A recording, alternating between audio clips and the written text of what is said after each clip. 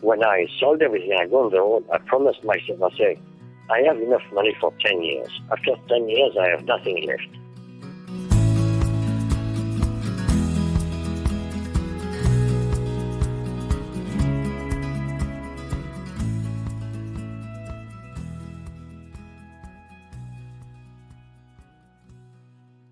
Hey folks, welcome to today's show. Sorry for getting the episode up just a little bit late. If you missed it on your morning commute, I'm very sorry. And by the way, my name's Mason. I'm usually the host here, but today we're actually doing a special throwback episode because today marks the 4-year anniversary that one of our alumni here on Adventure Sports Podcast passed away. Hubert Kriegel died of aortic dissection in 2018 on this day, and he was famous for selling everything he had in 2005 to go travel around the world with his Ural motorcycle that had a sidecar.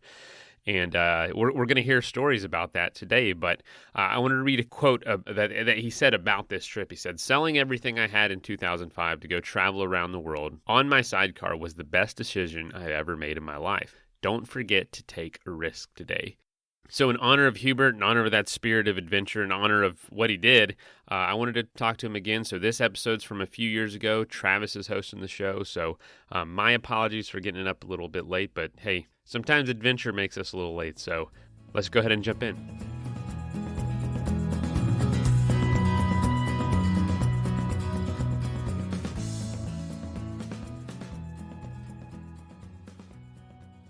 Thanks for tuning in to another episode of the Adventure Sports Podcast. This is Travis. I've got a good show for you guys today. I caught up with Hubert Kriegel on the western shore of India, about 300 miles south of Mumbai.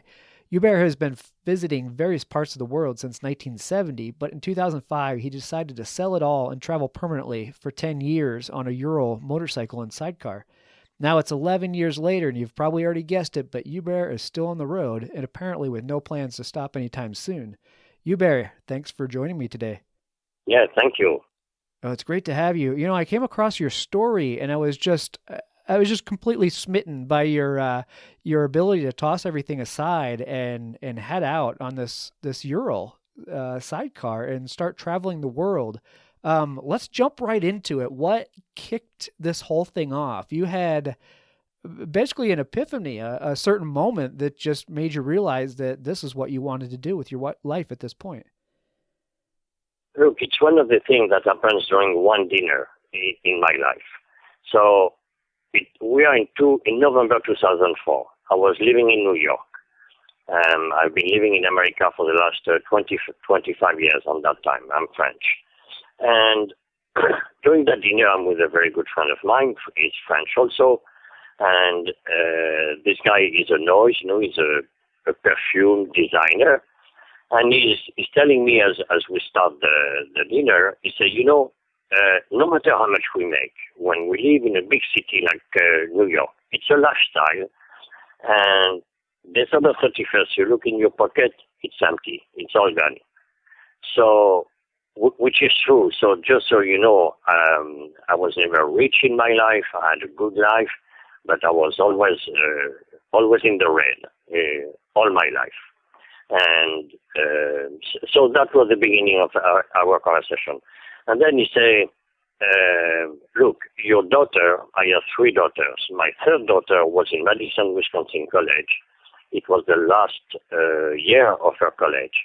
So he said, so now you're going to be released of not to have to pay college and things like that. What are you going to do?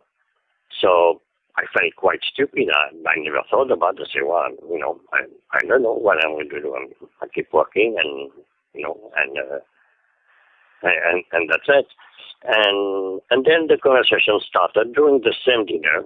And they say, Jean-Louis, my French friend in New York, is passionate about motorcycle like me. We have always been driving motorcycles since we are teenager.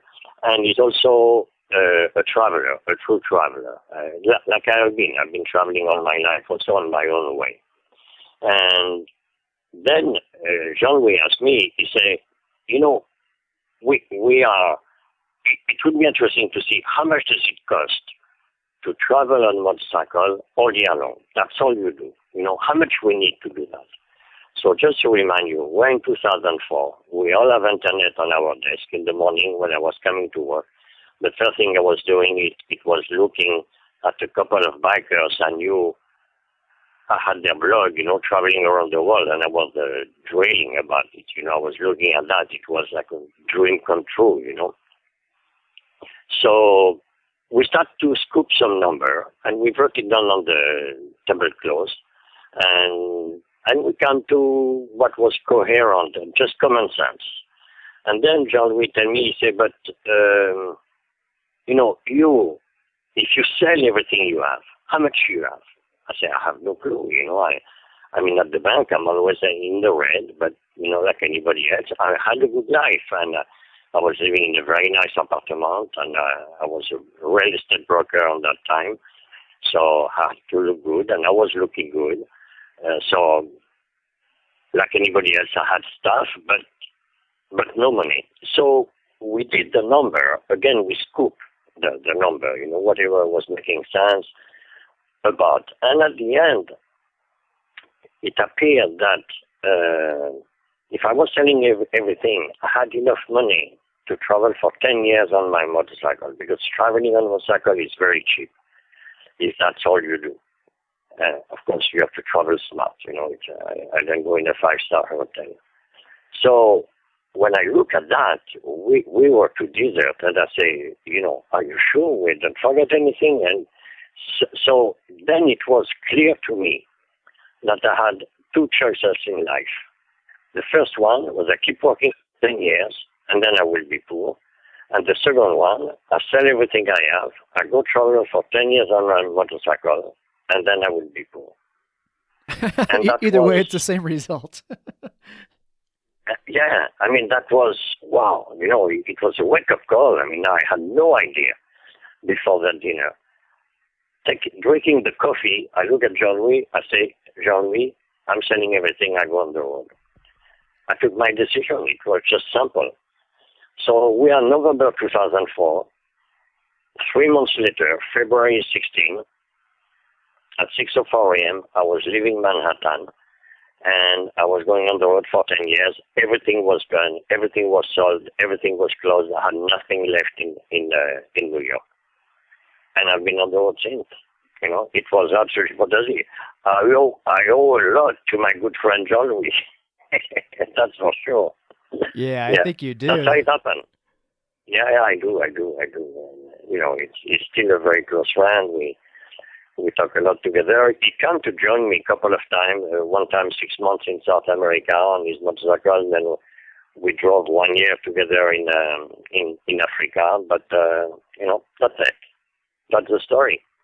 Oh, that's fun.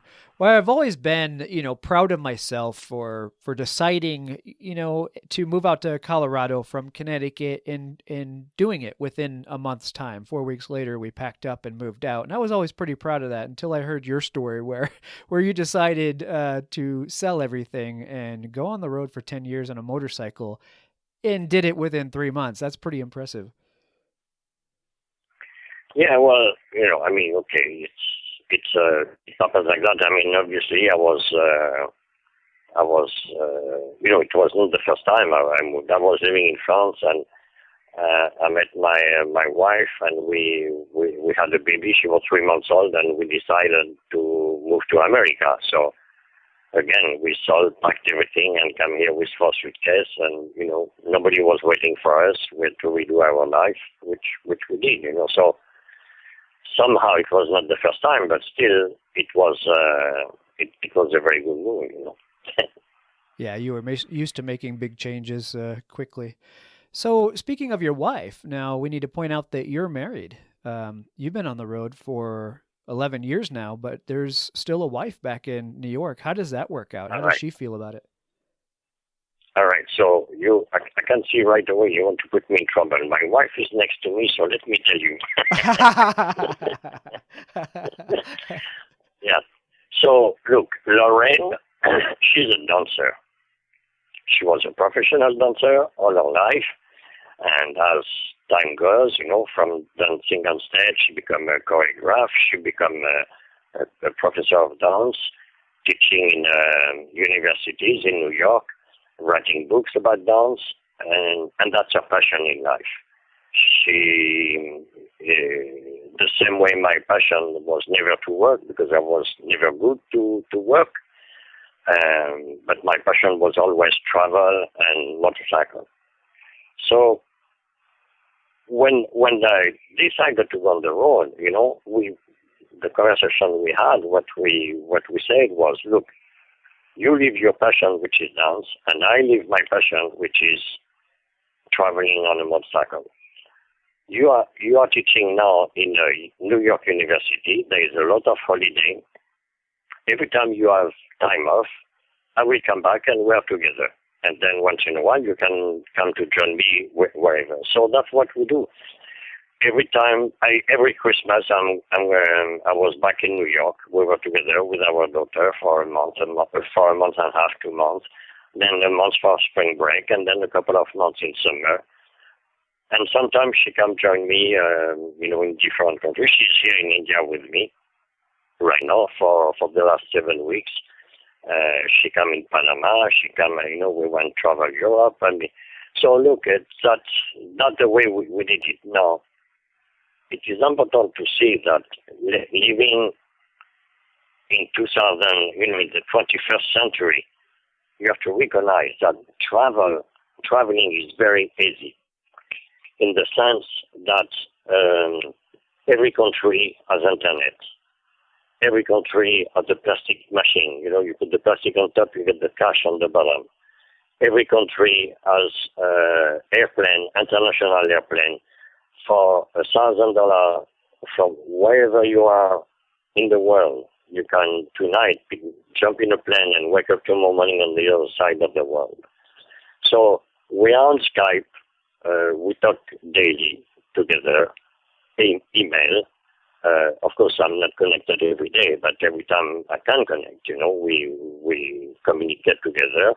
And we always say, if you have a problem, if there's something, I jump in a plane, I come back, and some in both ways, So, and it did happen that way. So I jumped in the plane a couple of times. One day she lost her dad. I was next day with her, and stayed with her the time we had to.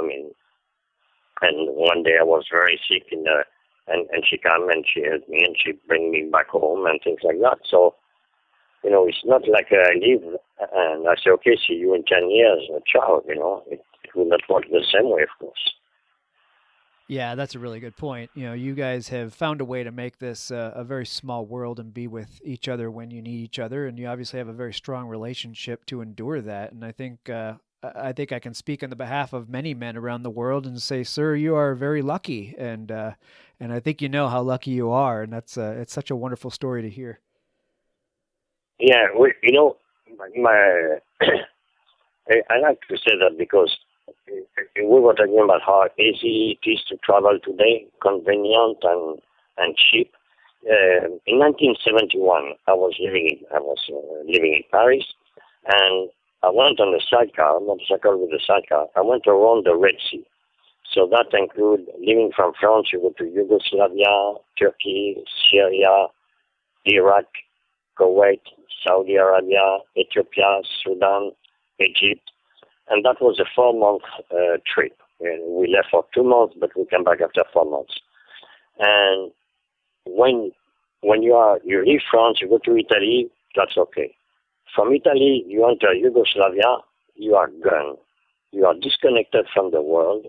You don't know anything that happens in your own country with your family, your friend, or people you know, and nobody knows what's happening with you. We're in 1971. The telephone exists in every country. It is very difficult to get the telephone connection. It takes a lot of time, and it's very expensive. We did it 2 times in 4 months. So, on that time, I don't think it would have worked for us. The way we can do it today.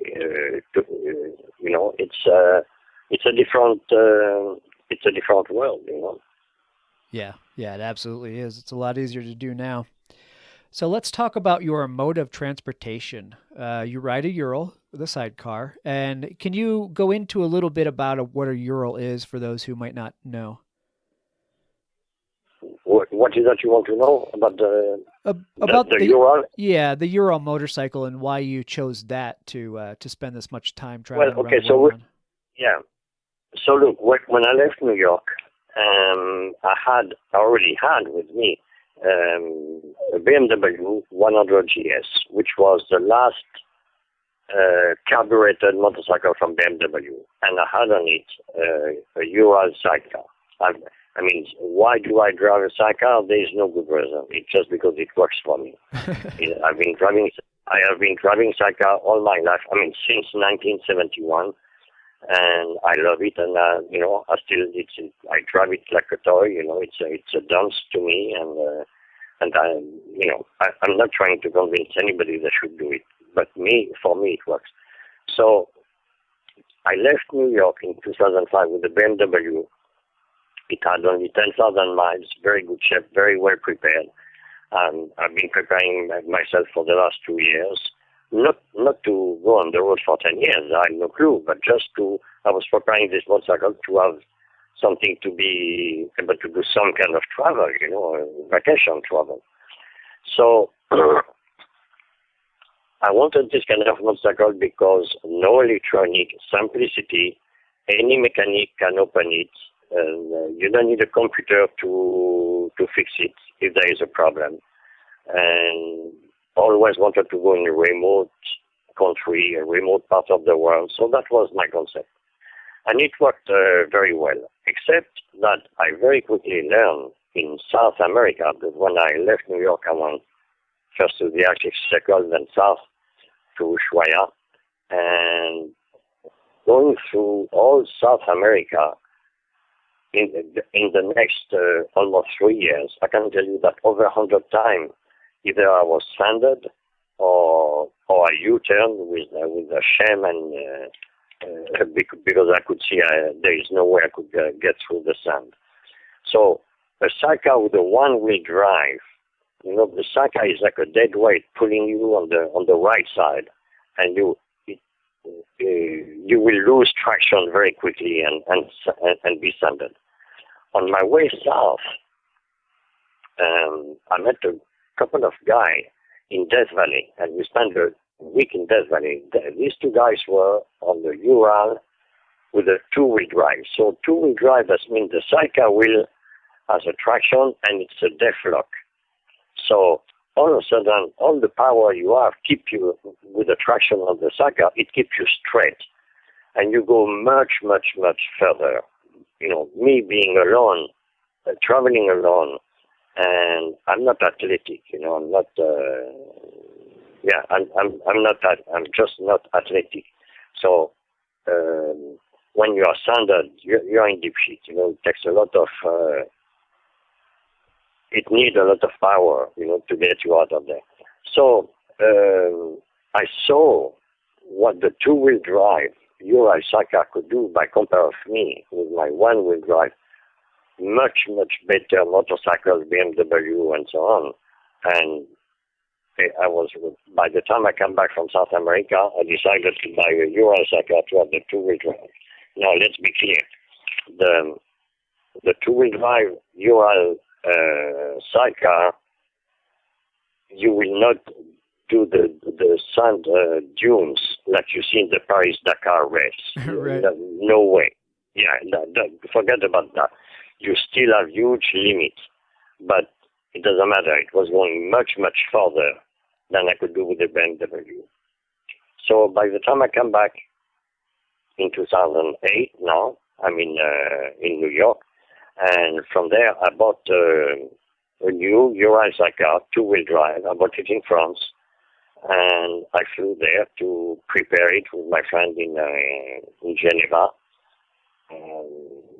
I have very, very good close friends from the sidecar cross era where we were doing. Again, I was never good at sidecar cross because I'm not athletic, but I loved it, So they were good, these people. Giorgio, he was competing on the World Championship, that time. But I prepared my sidecar, and then I've been driving with that since, and I just love it. The simplicity of the motor. absolutely what you need when you travel in a remote country. Yeah, absolutely. So it has been reliable. I think I heard you say you've had 2 Urals now at this point. Is that right? No, it's my first year. No, that I'm still driving today, the one I bought in 2008. Okay. So, when you are traveling on year long, it's not the same mentality than when you go for the weekend with friends.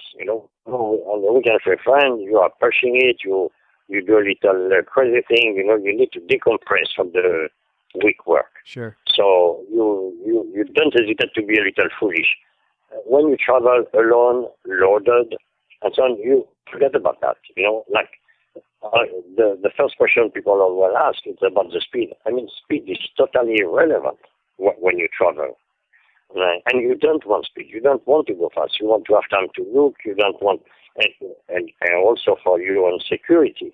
In India, I can tell you the highway, the divided highway, are occupied by cows, by camels, by truck going the wrong way on the divided highway. All of a sudden you have a truck coming in front of you. It's not every day. It's every hour you have that. So speed is really, really not something you want, you need, and you are looking for. So I can tell you that when I'm on a very, very good road, driving 80 kilometers is 50 miles an hour. 50 miles an hour. I feel, whoa, I'm flying. Yeah. Let's take a quick message break and hear from the folks that help make this show possible.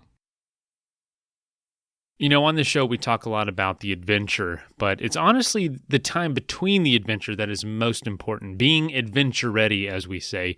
And the most important aspect of that is knowing your body and knowing what's going on inside your body. And the most important company that can help you do that is Inside Tracker, literally tracking what's going on inside your body. Inside Tracker analyzes your body's data and provides you with a clear picture of what exactly is going on so that you can make changes to your diet or see what's working, what isn't. And how they do it is they analyze all the data from your blood, DNA, lifestyle, and fitness trackers to help you optimize your body and know what's really going on. So if you'd like to learn more or get 25% off the entire Inside Tracker store, go to insidetracker.com/adventure sports. That is insidetracker.com/adventure sports. Inside Tracker can get you ready and keep you ready for all your favorite adventure sports. I am someone that's not quite smart enough or going to take the time to figure out all the things that my body needs nutritionally. And so I kind of like a cheat code of sorts, almost something that can just get me what I need without me having to think about it.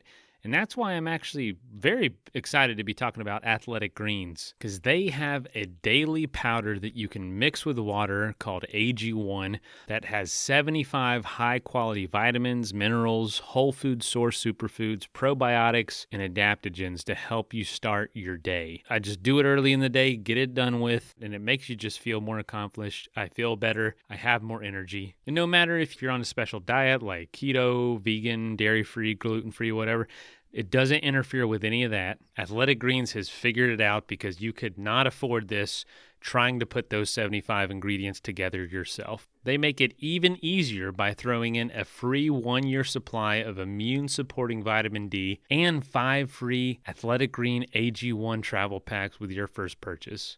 All you got to do is go to athleticgreens.com/ASP. Again, that's athleticgreens.com/ASP to take ownership over your health, pick up the ultimate daily nutritional insurance.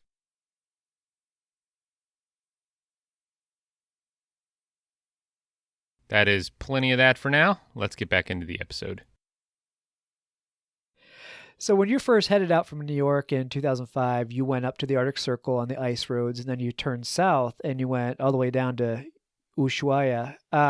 How much planning goes into your destinations and your travel, or is it more you just kind of go where the wind takes you at the moment?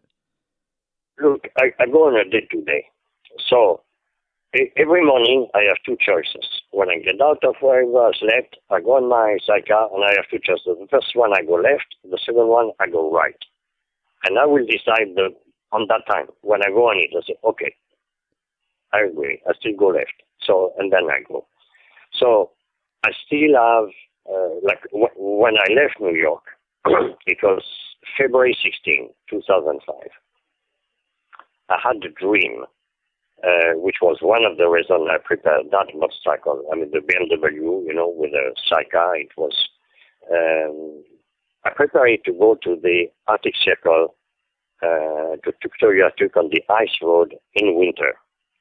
So you go way above the Arctic Circle to Inuvik in Canada on the west side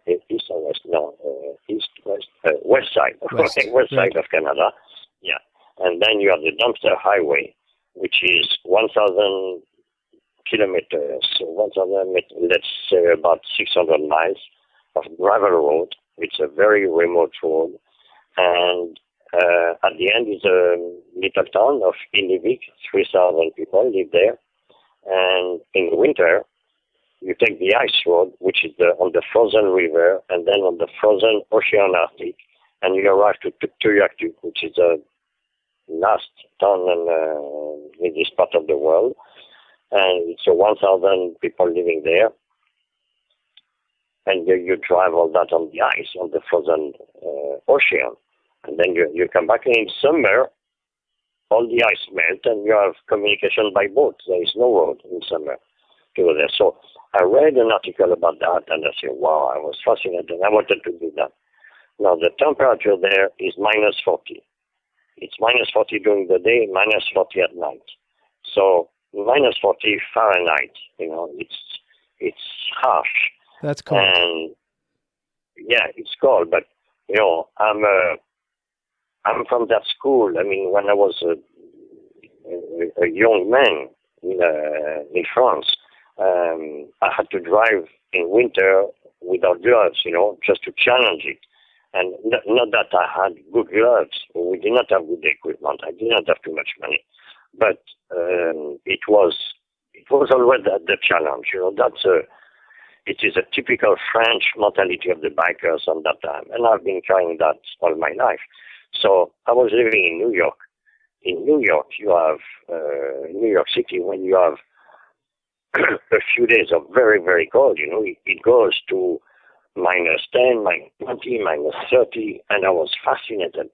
When I saw the temperature going down like that, I was jumping on my sidecar, trying to drive it to do something, and when it snowed, I was always out on the road, and I learned through the years how to equip myself, how to manage it, how to deal with it.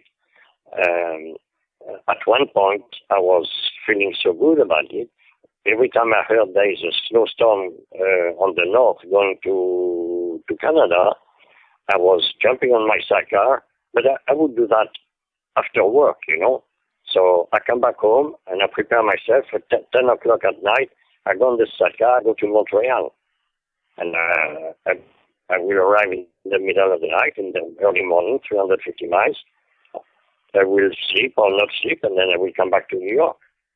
So little by little, I become prepared to the call. But the difference is you are in civilized country. So there is always, you're on the road, but you have a cell phone in your hand.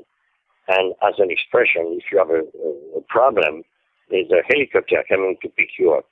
You call a number and you have a AAA something, and you have a gas station, a restaurant, a car will stop. So people will rescue you.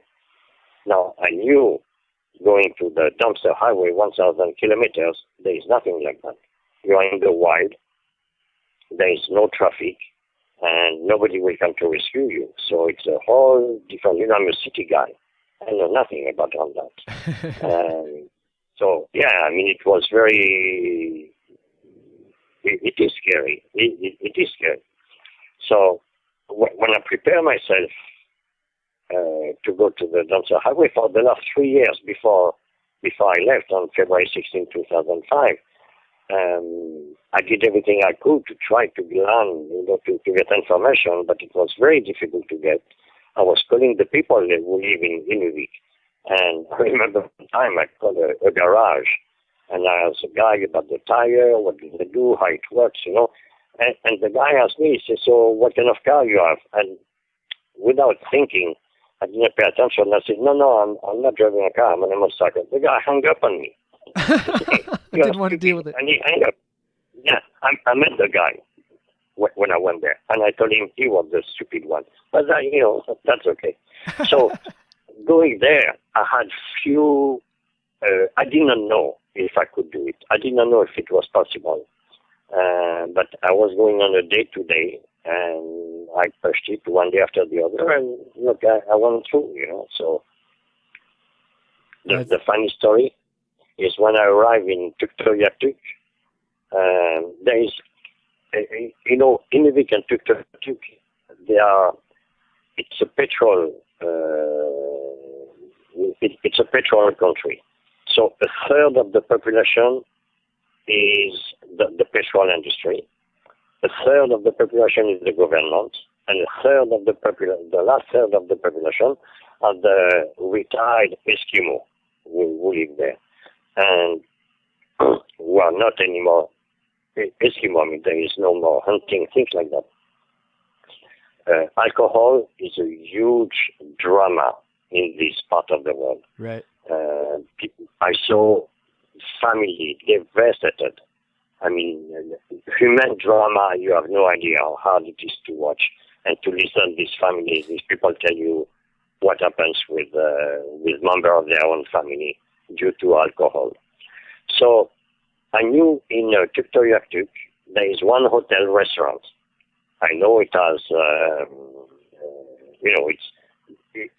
it's nothing charming because it's a petrol business, petrol industry.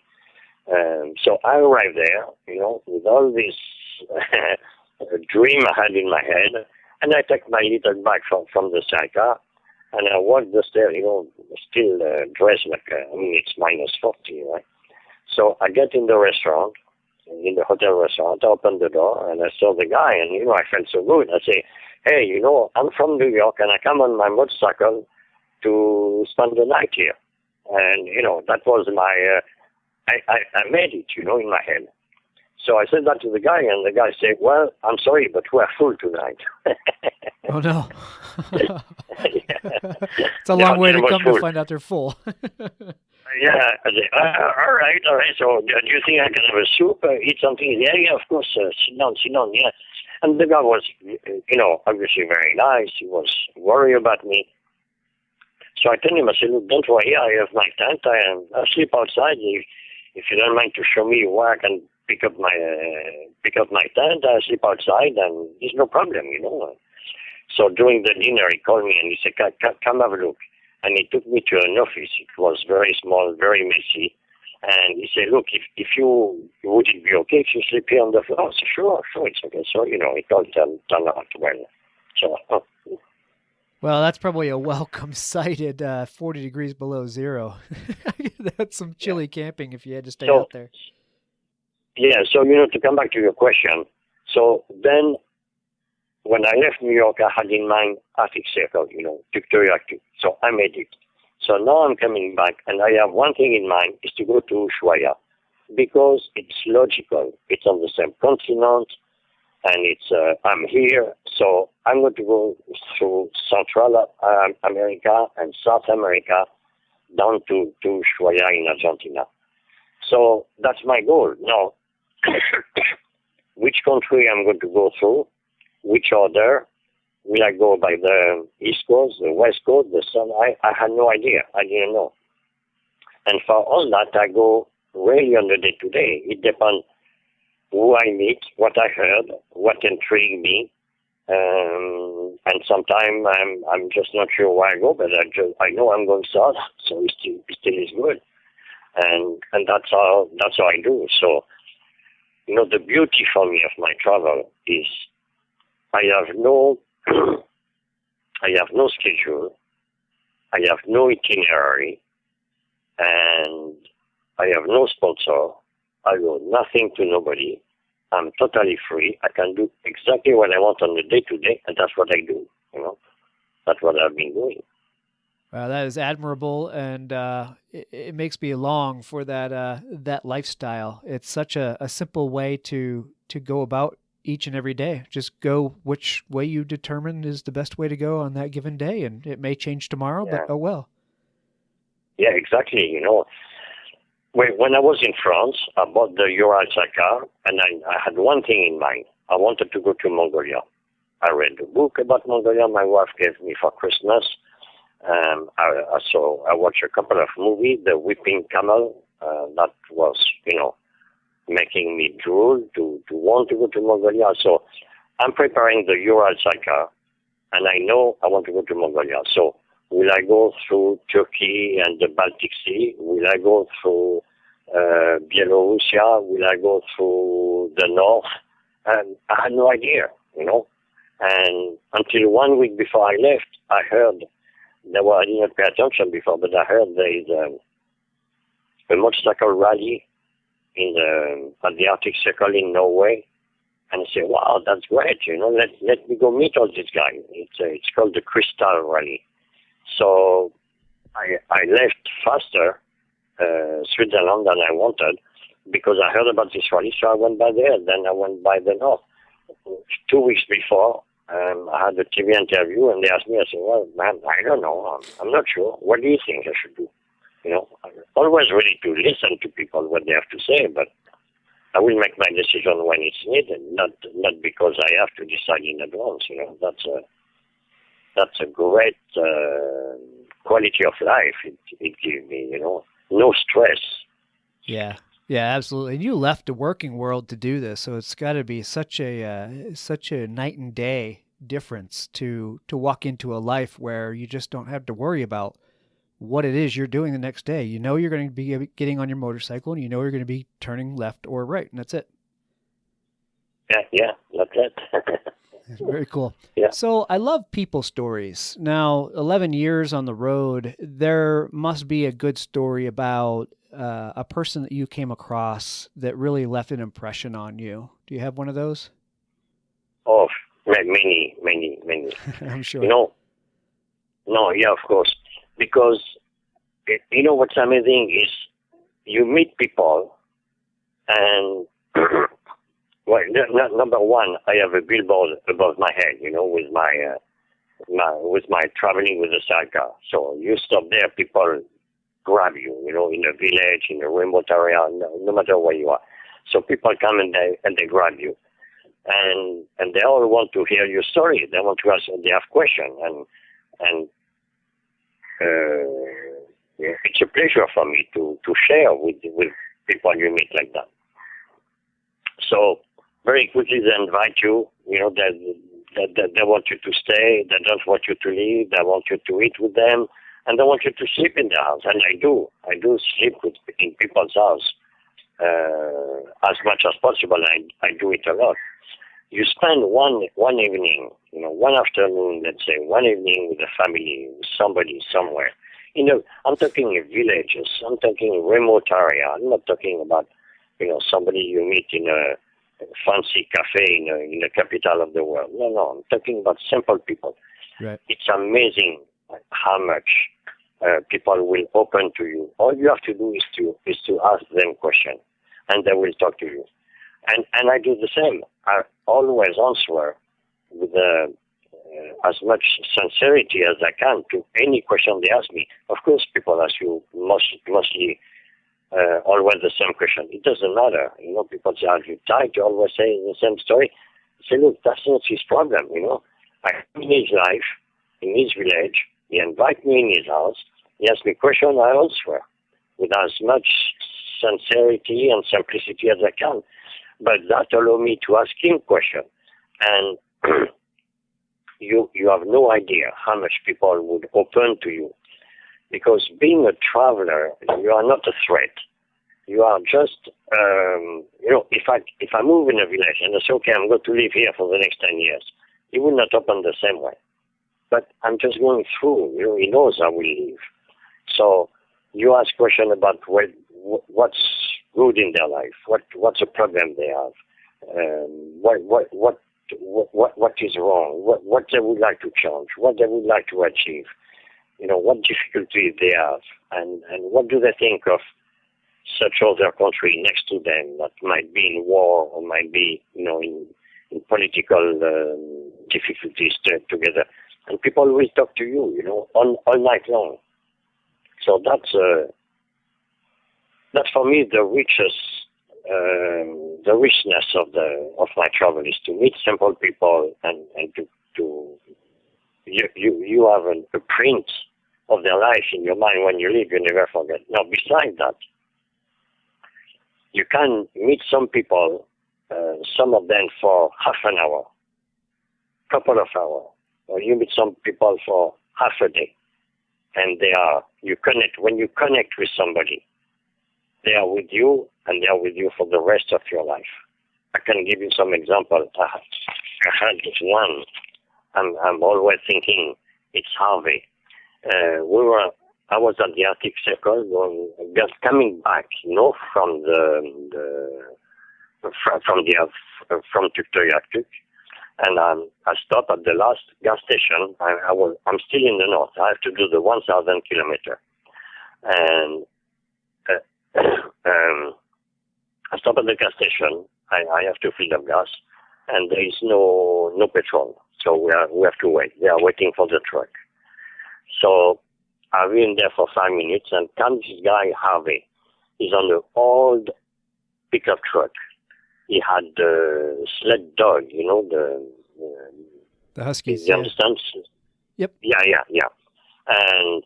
And the guy, you can see his face, he's with his big beard and all that. He's a character. His pickup truck is like old, very old.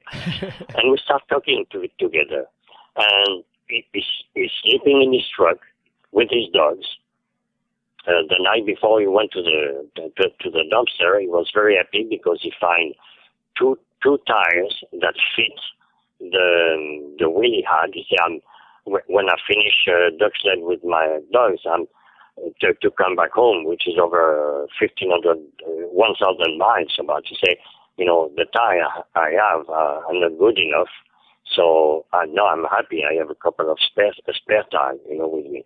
So that not much money, but the guy was going with his sled dog solo, and he was living for 2 weeks at a time, So he would park his pickup truck, go with his dog for 2 weeks in the wild, and come back. That was what he was doing. So we talked for 2 hours together, and he's still with me. I had an email from him not even a week ago.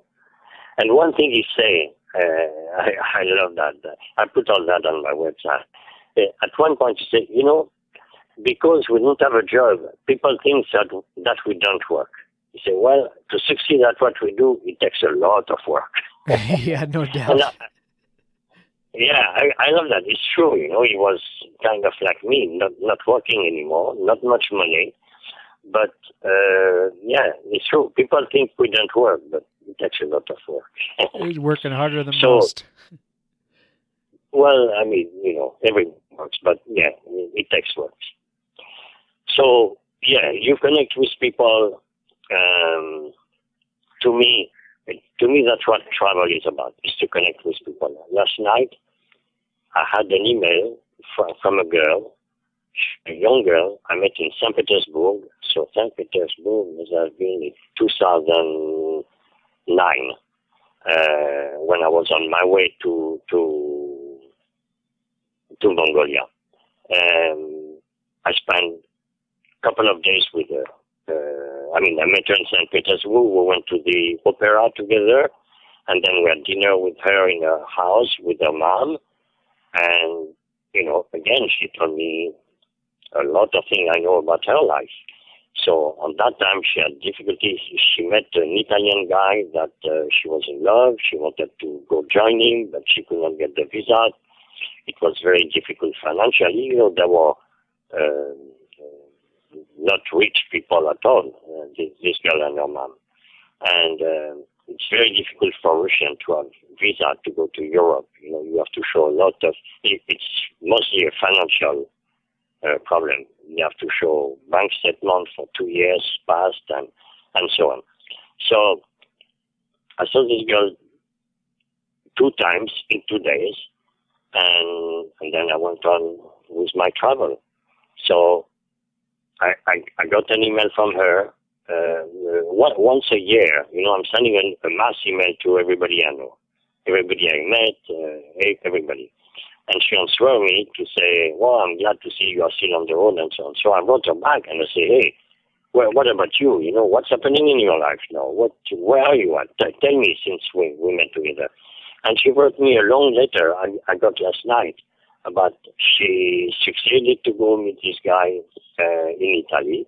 She married him. She lived in Tuscany. She got a job traveling around the world for 3 years. Then she got tired of traveling, and now she's looking for another job.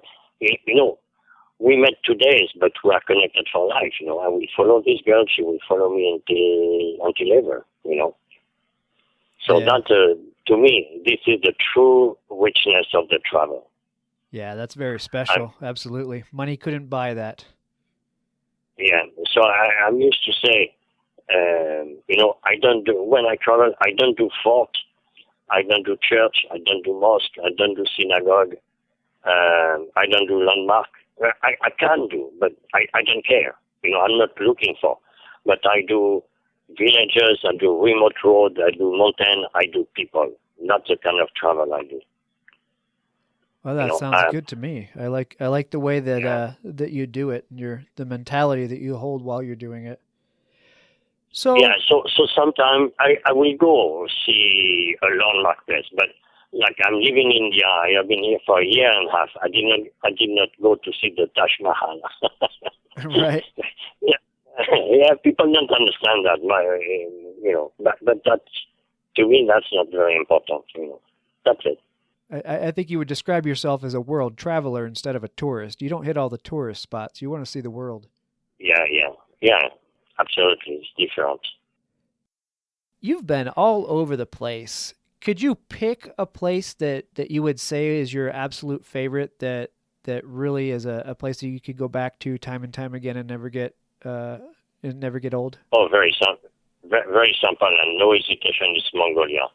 Is it?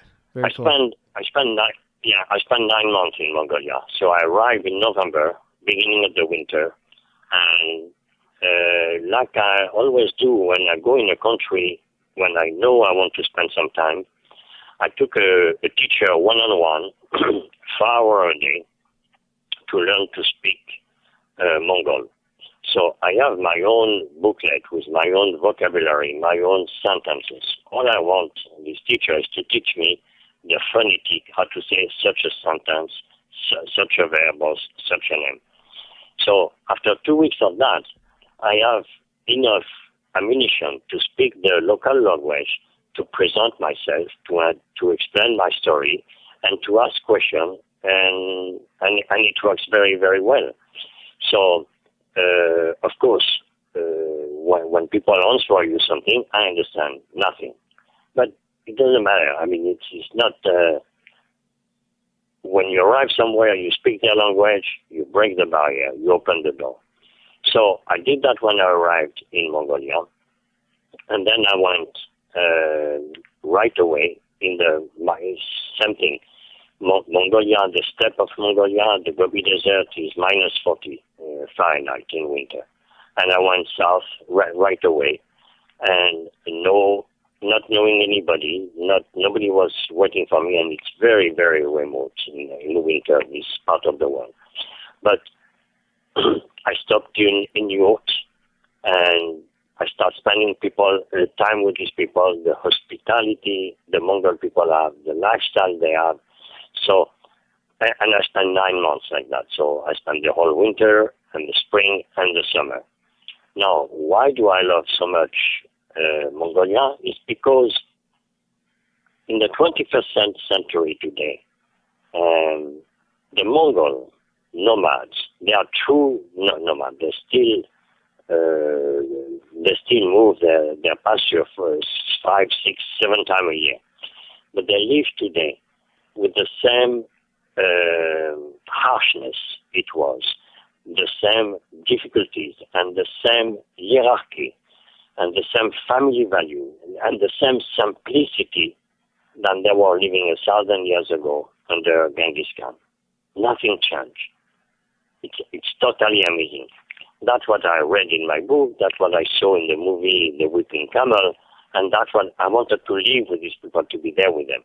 And I spent as much as a couple of nights with them in their yurt, and as long as a month and a half in the same yurt with the same family. So it gives you a lot of time to understand and to witness, to see what, to really live with them, the same rhythm they live. And it's absolutely beautiful. It's magnificent to see that there is such an authenticity of life, of lifestyle preserved today. Yeah, it's like history stood still, and the landscape is just absolutely beautiful, from what I've seen.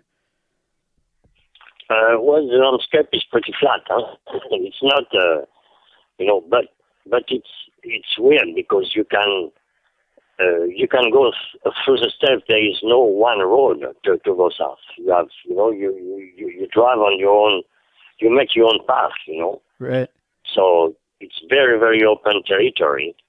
And then you see a yurt, like far away. It might be like 5, 6, 7, 8, 9 kilometers, and you start to go this way, and they have a hospitality, unbelievable hospitality. There is when you approach a yurt, every yurt has a dog, and the purpose of the dog is it's a warning system for the nomad.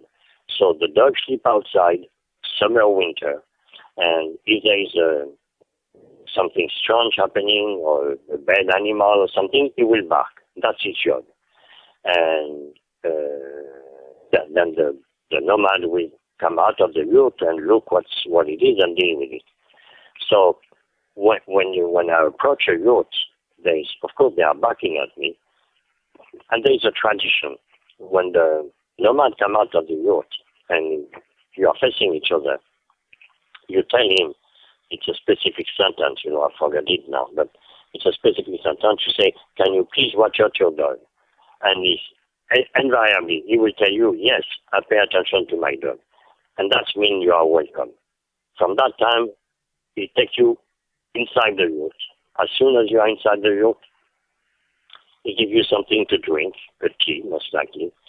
And then he starts to prepare you something to eat, a snack, a cookies, or he starts eating some water. I mean, in winter, he would start a fire to cook you some food.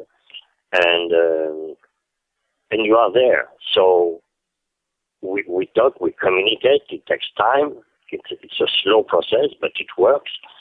And then at the end of the day, nobody asks questions. He's not going to ask you which hotel you go sleep tonight. Of course not. And he said, we push. A yurt is proper advantage, like 20, 25 feet diameter. It's one volume. There is no partition. So there is no place to hide. 3, 4, 5, 6 people can live in a yurt, typically.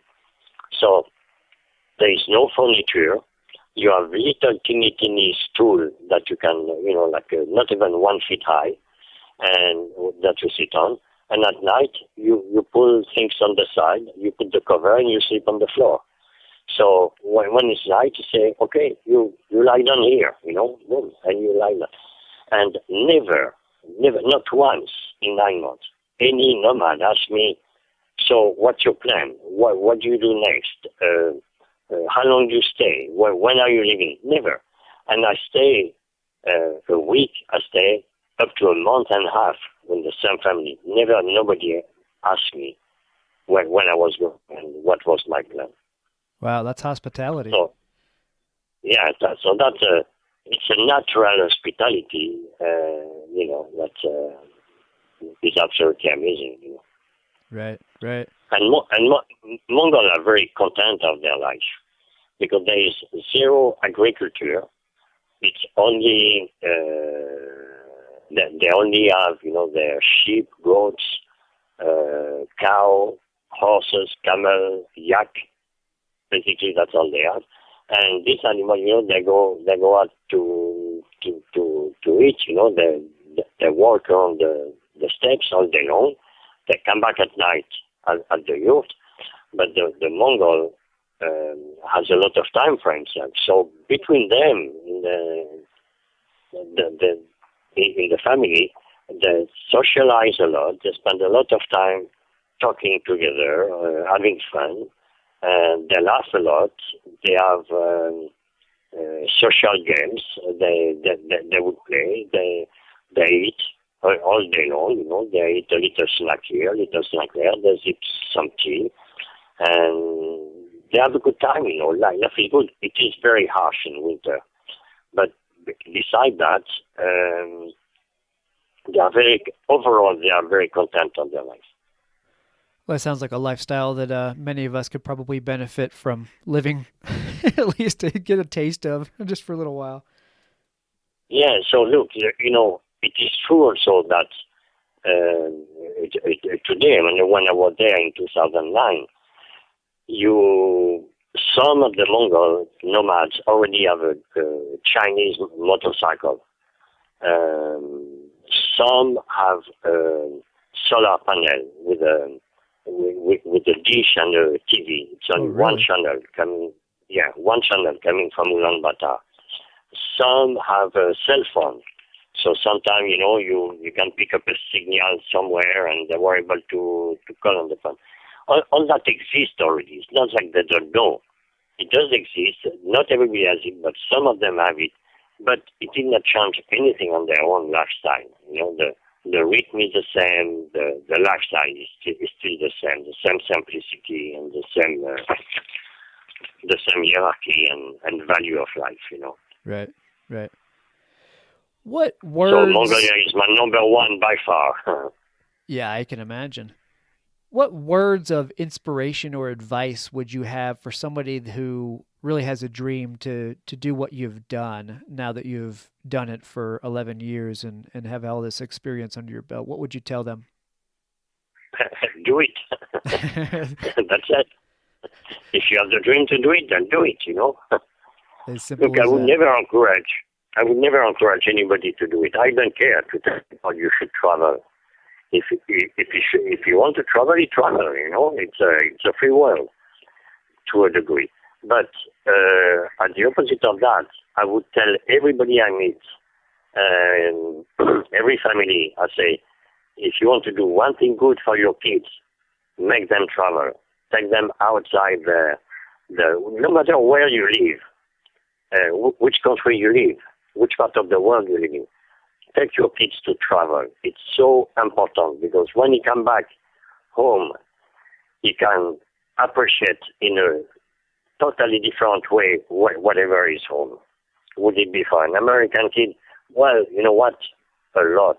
It's very important for American kids because so many American have no idea of the rest of the world. So if you take your kids to travel, they come back home, they have a maturity in them that is the most valuable. So, yeah, I say that to everybody. Take your kids to travel. Where you want, the way you want, doesn't matter. They will see other parts of the world. They will come back. They will enrich their soul, Yeah, that's absolutely true. We've had people on who have raised their kids on a sailboat circumnavigating the globe, for 6 years, and I always marvel at what those kids must have seen and learned and experienced out there, and what that has done, and how that has set them up for adulthood. Moving forward, it's just a truly amazing opportunity. So you're absolutely spot on with that. Yeah, absolutely. I have a friend I was living a couple of months ago. He took his son. He has 4 kids. The youngest is a boy. He's 10 years old. So he prepared. He's a pilot, airplane pilot, commercial pilot. So he took a sabbatical year. He bought a Ural sidecar. It just happens he did it on a Ural. That's how I met him, because he has a Ural, but it doesn't matter. And he took his son out of the school, and he traveled all the country of Europe for 1 year. I mean, the maturity, the skill built to himself during that year, it's amazing, it's fantastic. He's not the same kid anymore, What he learned there is invaluable by comparison of all the other kids who stay home and playing their electronic stupid game, You cannot replace that, to me. Yeah, it's life transforming for sure. It's life transforming, absolutely. Right. Yeah.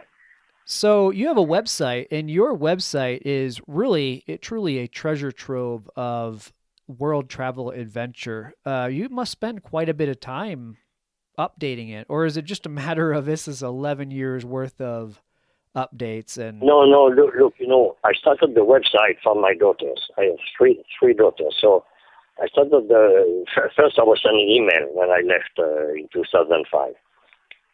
So I was sending email to my friends, of course, my daughter, my family, my friends. And then about 6 months after I was on the road, the idea was there. Yeah, I should do a website. People were telling me that. So I started the website. And I knew I wanted big photograph, fast loading, little caption. I don't know how to write, but I know how to tell a little story. And so that's what I've been doing. So when you travel alone, people always say, well, isn't it difficult to be always alone? You are alone if you want to be alone. Because when I stop somewhere, people grab me if I want to open myself with them. So in fact, I'm never alone. Yeah, never a problem. Yeah, but you have also one thing. It's your camera. Your camera is your friend. That's with your camera you share what you are living at every moment. You take a photograph. This photograph will be shared with your family and friend. So with this camera, the camera you have in your hand is your friend. It's your kids, it's your wife, it's your people you love that are there with you. So doing the website takes time. It takes a lot of time. But I do it on a day-to-day. And again, because I'm totally free, I don't owe anything to anybody, I just do, I said that from the beginning, I will only put stories and photographs and stories if I have a story to tell. If I don't have a story to tell, I will put nothing. So sometimes I had period where I was not putting anything. Then I get email. What's wrong with you there? Yeah, right. And nothing is wrong with me. I'm just resting. Give me a break. So, yeah. But yes, it takes time. But I love the concept of this website with large photograph and caption and telling story, not taking myself seriously, making fun. A little sarcasm is always good, and that's that's my partner. That's how I communicate with people. So yeah, I do that with them. You asked me before we started if I had a book or something I wanted to promote. Let me tell you something. I had small business all my life, one with the other. I was always in the red. I was never good for one simple reason. When you have small business, your job number one is to sell. And I'm a bad salesman. That's why it's just how it is. So being a bad salesman, and I suffered from that. I knew I was a bad salesman. But I didn't know how to be a good one. If not, I would have. I tried. Believe me, I tried very hard. I could never succeed to become a good salesman. So all my business were not okay, and I was always struggling. I never made it financially, in my businesses. So when I sold everything, I go on the road, I promised myself, I say, I have enough money for 10 years. After 10 years, I have nothing left. So I sell everything, that the cash, I put it at the bank. Number one, I put this money on the saving account. So everybody jump on me. No, you have to invest. I say, fuck you. I'm not going to invest nothing. I keep this money saving, but you are going to lose with the, I said, I don't care. If I lose 5%, it doesn't bother me. But if I lose 30% because I made a stupid investment, it would kill me, you know. So I put this money on side. And why am I telling that? I forgot. I lost my throat. You didn't want something to promote. You didn't want to have to sell Oh, stuff. yeah. So then I said, no. So I have the money to travel for 10 years, very secure, because there is no risk on this little capital of money I have. And one thing I promised myself, I will never sell anything again in my life, because I've been suffering selling. I don't want to sell. I was bad at selling, so I will never sell again anything. So people tell me, well, you write a book. I said, no, I'm not writing a book. But you should write a book. You could. I said, no. I said, look, I do the writing, you do the writing. You write the book. You have everything on my website. Start writing. Ask me questions. I tell you anecdote. I have plenty of anecdote in my head, and that's it. So I'm not selling anything. Not one T-shirt. Not one book. Not anything. I made quite a few conference, presentation in the motorcycle circle, Ural or else, and never ask for $1 when I do that. Never. I just do it for the pleasure to meet people, to share with people, and they ask me questions, I answer. And for me, when I do that, I always meet a few great people also. So it's a two-way street. Yeah. I completely understand that. Nothing to sell. Okay. Now, some people say, but I saw you have a link. I have a link on my website for donation. I say, yeah. You want to give me, I take it. I say, thank you. But you have nothing in exchange, so don't top anything. That's great. Well, I do want to point listeners to your website, because like I said, it truly is a treasure trove of adventure. And I really, once I stumbled upon it, I just really kind of got lost in your travels, because you depicted on your site, with your comments and the photos of it, and you can get lost and be there vicariously, if you can't be there physically. And it's such a neat site to visit. So I want to read it out myself. It's thetimelessride.com. That's where you can go and read all about Hubert Kriegel's adventures around the world on the Ural for 11 years. And it sounds like you're not planning on stopping anytime soon. Am I right? Well, no, that has changed, Number one, the name, The Timeless Ride, is, I was on the phone with my wife and my daughter, Jessica, before I left, and so how are we going to call that? And they come with the name, The Timeless Ride. So it's a ride that has no beginning and no end. And as you know, life is made of confusion. If you look on the first page of my website, The Timeless Ride, no beginning, no end, but it's 10 years on the road. So, and then it says in big, started from New York, February 16 at 6:04 a.m. So not only it has a beginning time, it has an end time, and it's a timeless ride. But, okay, what did I say now? I don't remember. Okay. In your 11th year. Oh, yeah, because I'm in my 11th year now. So what happens is, that night when we scooped the number with my friend Jean-Louis in New York, and it was just common sense. It happens our common sense was right on target.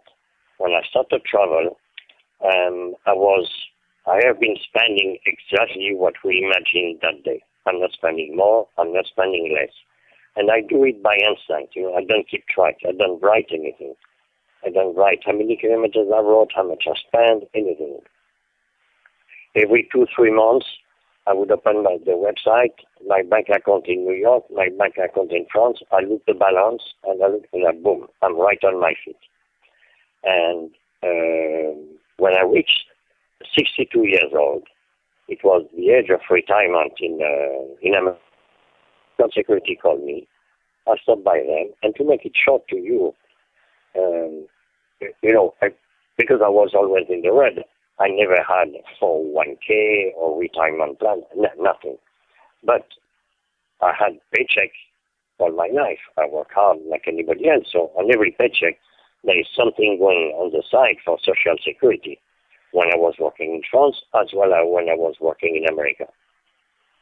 To make it short, it happens that my budget of traveling is exactly the amount I have in retirement, which is much, much, much better than I never imagined anything. You know, the day we did this number with Jean-Louis about how much I have, we talk about retirement. But I was born in 1946 in Paris. So 1946, right after the war, my parents were very poor. They did not have any money until I was 10 years old. So all my young boy, education, what I was hearing about retirement, say, well, people who go to retire, when they get old, they are sick, they suffer, they have no money, and they die. It did not look too good, the retirement. It changed, so when we scooped the number with Jean, we put zero for retirement. I knew I would have like a few $100 or something, but nothing substantial to that we put on. Right. Totally wrong. With the French and the American retirement, I had enough to travel on the lifestyle I had already. So all of a sudden, all the pressure went down. And now I'm traveling with my retirement money. So when I reach the 10 years, it's official. Now I'm on the road for good. As long as I can put one foot in from the other one, I'm still traveling. That's great. There's nothing wrong with that. Yeah. I love it. Life is pretty good, yeah. Yeah, no doubt.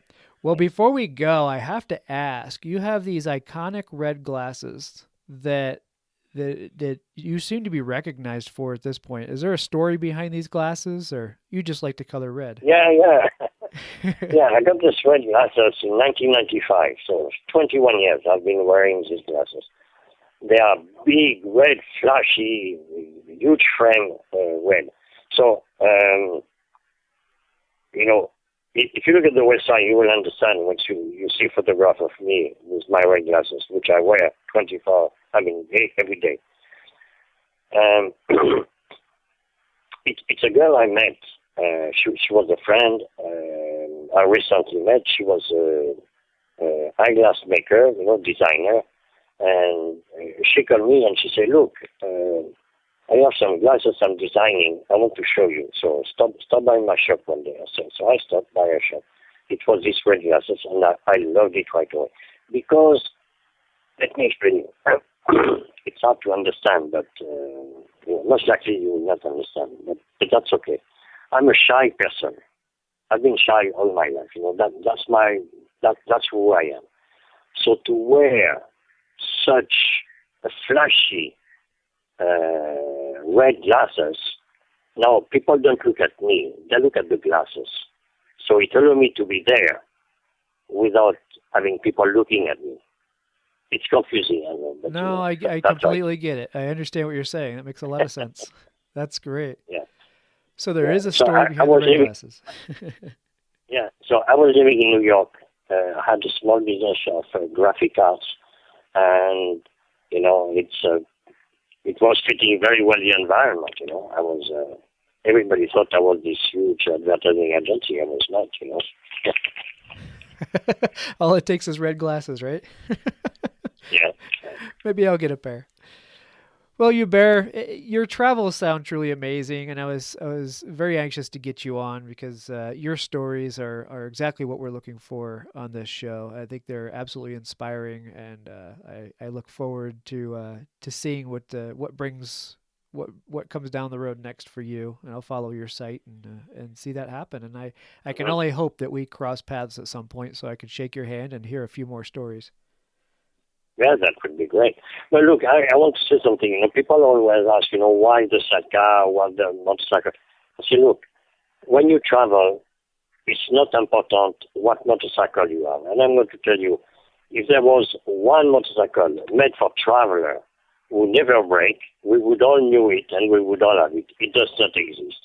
So there is nothing wrong or right on the choice of motorcycle. As long as you are happy on your own motorcycle, your own choice, then you are the winner. I will say more. It doesn't matter if you travel on a motorcycle, if you travel on a bicycle, on a car, on a backpack, in a bus, as long as you go on the road. You know, so the purpose is travel, is to meet with people, is to connect with people. And for people who say, you know, should I go? Oh, I'm dreaming to go on the road. Say, look, if you feel about it, do it. You know, you asked me the question. I would never push anybody to do it, but just do it. So some people over-prepare themselves because we live Colorado, you know, Europe, France, America. We live in such sophisticated country. We could prepare. I know some people that are preparing for years before they go on the road. They will never go on the road. That's fine, you know. I mean, maybe their pleasure is to prepare. It doesn't matter. If they want to go on the road, they will. Don't over-prepare. You know, many times people say, well, I would go, but I need this, I need that. I say, no, you don't, you know. You start to go on the road, and you will finish to prepare as you are on the road, you know. You will know what works, what does not work for you. And maybe traveling like that is not for you. Then if it is not for you, you come back home. There's nothing wrong with that, you know. It's only if you're happy, you do it.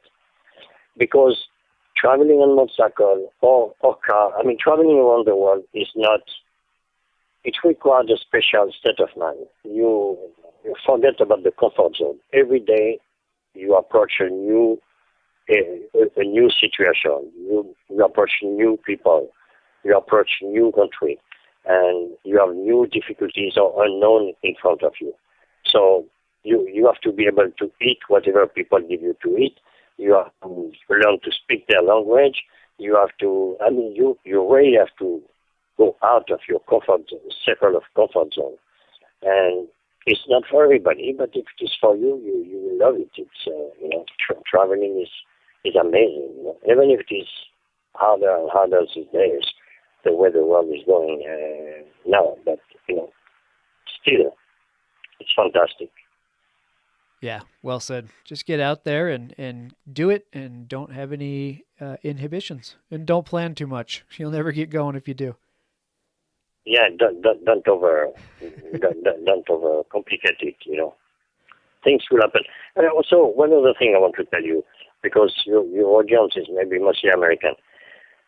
There is no, you know, I've been traveling 80 countries in the world on motorcycle, one way or the other, and I can tell you, there is no one country in the world where people are mean. It just does not exist. No matter where you are, you have a problem, you will find people who will help you. Now, you might have country with a political situation with your own country. You might have difficulty with a custom agent. You might have problem with a corrupted policeman. You might have problem with military or government or the administration. But that's not the people. That's the system. So there is no such a thing as a country where people are mean.